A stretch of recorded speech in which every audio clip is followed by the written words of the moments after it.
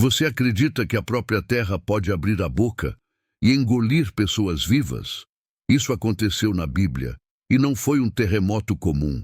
Foi um julgamento direto, instantâneo e impossível de ignorar. Um dos eventos mais dramáticos e assustadores de todo o Antigo Testamento. A história de hoje mostra o que acontece quando a rebelião humana encontra a soberania divina de uma forma que ninguém poderia prever. Tudo começou com um homem chamado Corá. Ele era um levita, da mesma tribo de Moisés e Arão, mas algo dentro dele não estava satisfeito. Ele olhava para a liderança de Moisés e sentia inveja. Sentia que ele também merecia aquele lugar de destaque. Então, ele começou a plantar sementes de discórdia. Ele reuniu 250 homens, todos eles líderes influentes no meio do povo de Israel. E juntos, eles confrontaram Moisés e Arão. A acusação era direta. Vocês estão se colocando acima de todo o povo do Senhor. Todos nós somos santos. Por que vocês se acham melhores? A rebelião estava formada, não em segredo, mas abertamente, desafiando a estrutura que o próprio Deus havia estabelecido no deserto.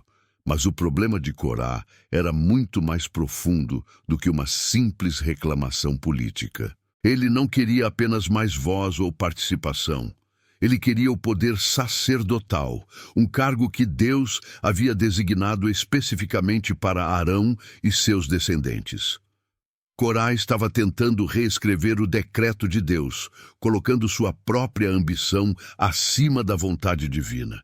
Ele achava que, por ser levita, tinha o direito de ir além do seu chamado. E a Bíblia nos mostra repetidamente que quando alguém tenta tomar para si a autoridade ou o lugar que Deus deu a outro, as consequências são sempre desastrosas. A soberba de Corá não era apenas um pecado contra Moisés, era um desafio direto contra o próprio Deus. E Deus não ficaria em silêncio. Diante daquela afronta, Moisés caiu com o rosto em terra, mas depois se levantou e, inspirado por Deus, propôs um teste final, um confronto que deixaria claro para todos quem estava do lado certo. Ele se virou para o povo e disse algo absolutamente chocante, uma profecia que selaria o destino dos rebeldes. Ele disse: "É assim que vocês saberão que foi o Senhor quem me enviou para fazer tudo isso, e que não é da minha própria vontade. Se estes homens morrerem de morte natural, como todos os outros, então o Senhor não me enviou. Mas se o Senhor fizer algo totalmente novo, e a terra abrir a sua boca e os engolir com tudo o que lhes pertence, e eles descerem vivos ao Sheol, então vocês saberão que estes homens desprezaram o Senhor." Imagine a tensão no acampamento. Moisés estava colocando sua própria credibilidade em jogo, apostando tudo numa intervenção divina sem precedentes. E então, no momento em que Moisés terminou de falar, o inacreditável aconteceu. O chão debaixo dos pés de Corá, Datã e Abirão começou a tremer. Uma rachadura profunda se abriu de repente, partindo a terra seca do deserto. Gritos de pavor ecoaram enquanto o chão se partia e engolia não apenas os líderes da rebelião, mas também suas famílias, suas tendas e todos os seus bens. A terra se abriu, devorou os vivos e depois se fechou sobre eles como se nunca tivessem existido.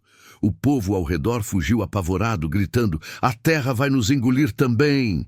Foi um ato de juízo tão rápido, tão específico e tão terrível que não deixou nenhuma dúvida sobre a sua origem. A terra, a criação de Deus, obedeceu à sua voz para executar o seu julgamento, mas a demonstração de poder divino não parou por aí. Lembra dos 250 homens que se juntaram a Corá, os líderes que ousaram oferecer incenso diante do tabernáculo, tentando usurpar a função dos sacerdotes? Enquanto a terra se fechava sobre Corá, um fogo desceu do Senhor e consumiu instantaneamente todos os 250 homens. Seus incensários de bronze, que eles usaram em seu ato de rebelião, foram recolhidos por ordem de Deus e martelados em placas para cobrir o altar. Eles se tornariam um memorial perpétuo para os israelitas, um aviso constante de que ninguém que não fosse descendente de Arão deveria se aproximar para oferecer incenso diante do Senhor. O juízo foi completo, preciso e deixou uma marca indelével na história de Israel. A poeira baixou, o fogo se apagou e o silêncio aterrorizado tomou conta do acampamento. A mensagem daquele dia ecoaria por gerações.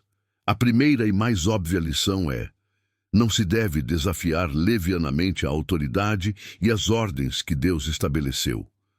A liderança de Moisés não era autoproclamada, vinha diretamente de Deus.